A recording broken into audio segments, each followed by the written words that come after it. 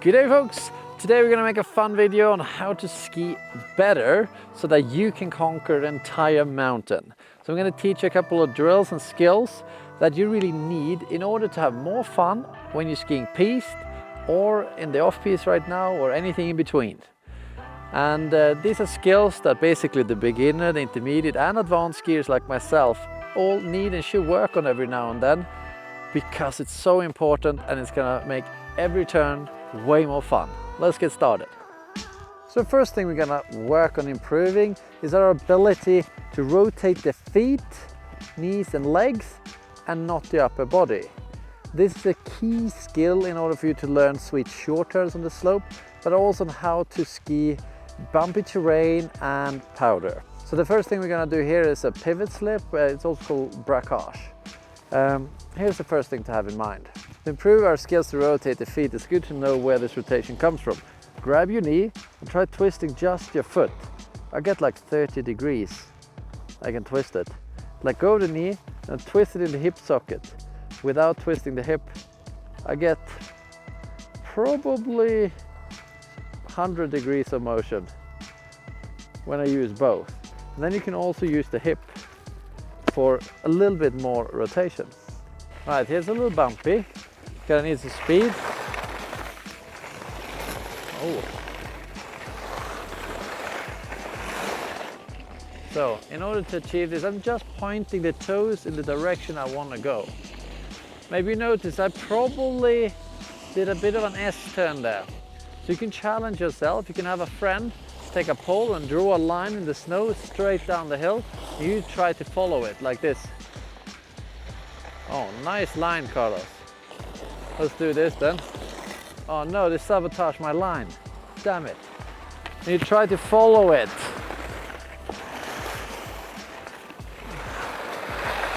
Following the line challenges your ability to manage the pressure if you're leaning backwards or forwards.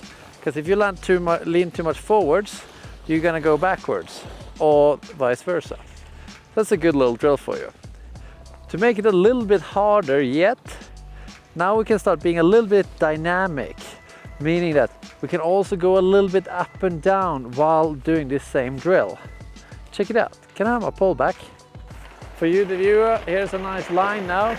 I'm trying to follow it as much as I can.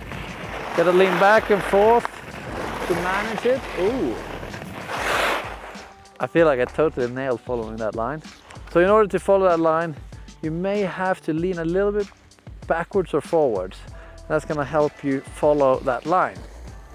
Now to make it a bit more difficult, we do the same drill but go a little bit more up and down. So you use the ankles, knees and hip a little bit. It's gonna make it easier because we can weighten and unweighten the skis a bit.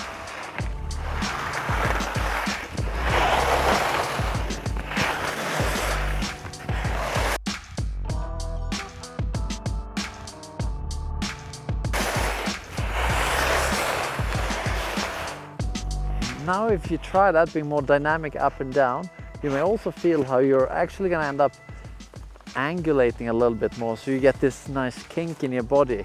It's going to help you stay nice and balanced over the outside ski in most drills.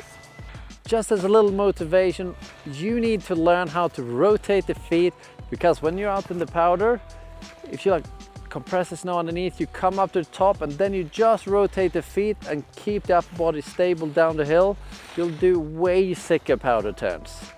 So pay attention to the pivot slips. Over to the next drill. New for this year, we start doing ski technique camps with a little touch of freestyle, because skiing should be fun. Then you get to ski with awesome instructors like Josh and Ben. They spent their entire lives perfecting the art of the turn. Something I first realized is cool in my 20s. Link up there or there, check that out. Very large proportion of the people I see on the slopes attempting short turns or in the bumpy variable snow on the side of the slope almost always ride with too stiff legs. That's why we're going to work on improving our shock absorbers. There are a couple of things to have in mind here. If it gets really bumpy, you want to have quite an upright body position. This is so you can bring your knees really high up. If you bend too much by the waist, you get much less travel in your legs. The first drill we're going to try here is compression turns. They are very strange. It's a way to simulate doing a turn over a bump. It's very tricky, kind of. I hardly can do it today.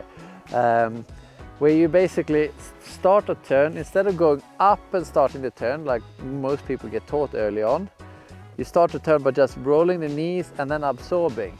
So at the time when you're at the fall line, more or less, you have pulled up the legs the most. That's the opposite of how you usually do a turn. And we're gonna try a few of those now. So, compression turns. I don't think my compression turns were that sexy, but here's the main takeaway. In the transition between the turns, you roll over to the new edge as you're pulling the legs up.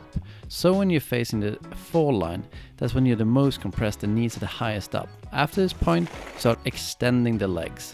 And then you pull up the legs and roll onto the new edge as you initiate the next turn. I hope you can do nicer compression turns than I could. Oh boy, them compression turns are weird, but they are kind of useful how you can practice this move while being on a flat slope, in case you're a little bit intimidated for what we're going to do next. Forest trails. They are a great teacher. Some say that terrain is the best teacher. In the beginning, just ride over some bumps and try to keep your head still while your knees do all the work. And then we're going to introduce some turns over them bumps. Let's hit it. Stable head, pumping, absorbing.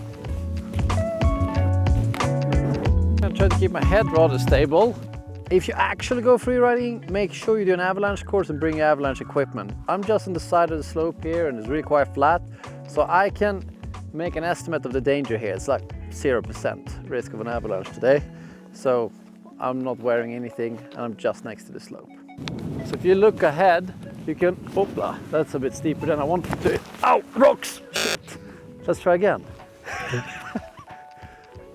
Stable head, pumping, absorbing.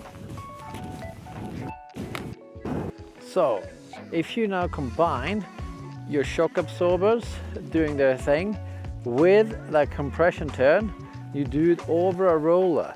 You maintain contact with the snow at all times and then you can skid down the back of the roller and that way control the speed.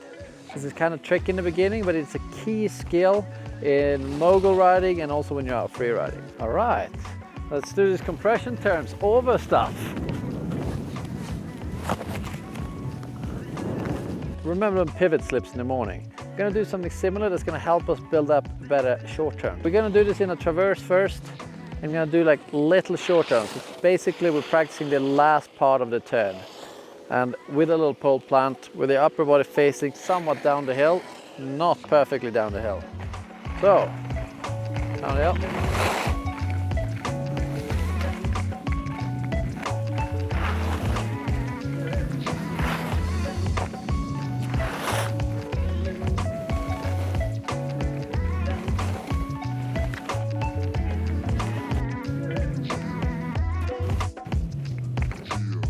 So after you've done some of them traverses, you can try to link very simple short turns together. Have that strong pole plant, upper body facing down the mountain. And it'll be sweet. Like you don't have to be able to do short turns much more advanced than I just did to have a significantly better time in the powder.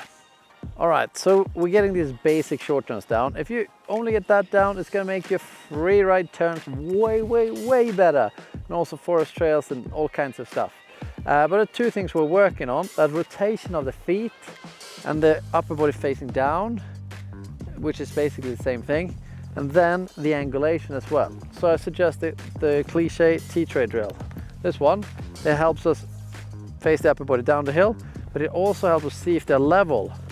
And they're going to be more level if you have some of that angulation in your body. If that's awkward for you, you can also just keep your hands so you can see them and down the hill. It works too, but not quite as well. Let's do a few. All right, I feel like such an instructor now.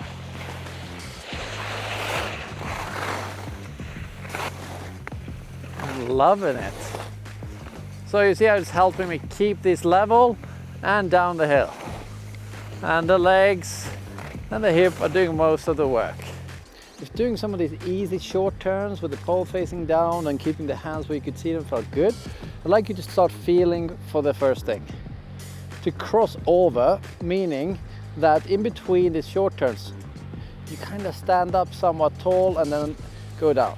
Try that a few times. People usually don't need to work on it. People do this by default. It's a legitimate technique to do in the powder too. When you do this in the powder, you really like sink down and the whole body like pops up with the skis unweighting them, and then you have a chance to turn the feet.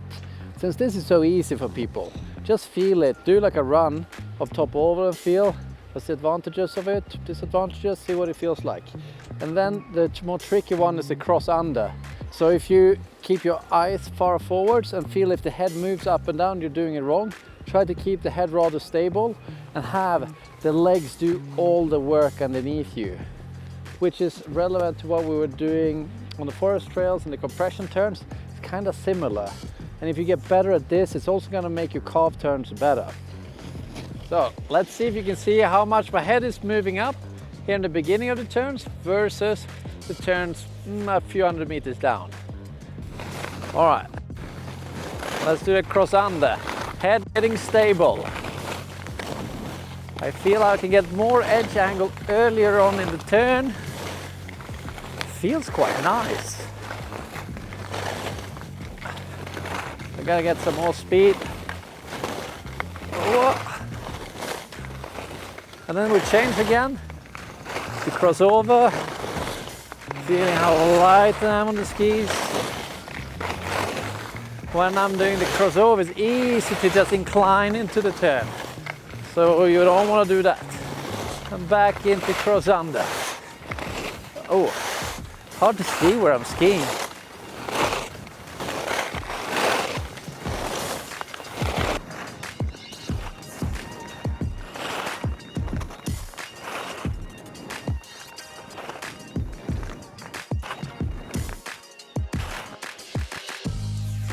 The truth of the matter is these two techniques, crossover and under, you rarely use just one of the or the other. It's usually a blend of them. It's just different amounts of one or the other. But it's really useful techniques to have in your toolkit when you're conquering the mountain. All right, promise you work on your ski technique. Sweet. Because if you do, man, every single turn for the rest of your life will be more exciting and satisfying inside of yourself. It's good. By the way, we do ski technique camps for adults where they learn sick stuff like powder ski technique like today, and also freestyle stuff. So you could say they're probably the world's funnest ski technique camps, because skiing is all about having fun, and that's what I want to share with you. While doing that, remember to stay safe and use your avalanche equipment as soon as you start venturing out in the gnarly backcountry, because the consequences can be dire. Anyway, all the best and see you in the next one. Ta-ta!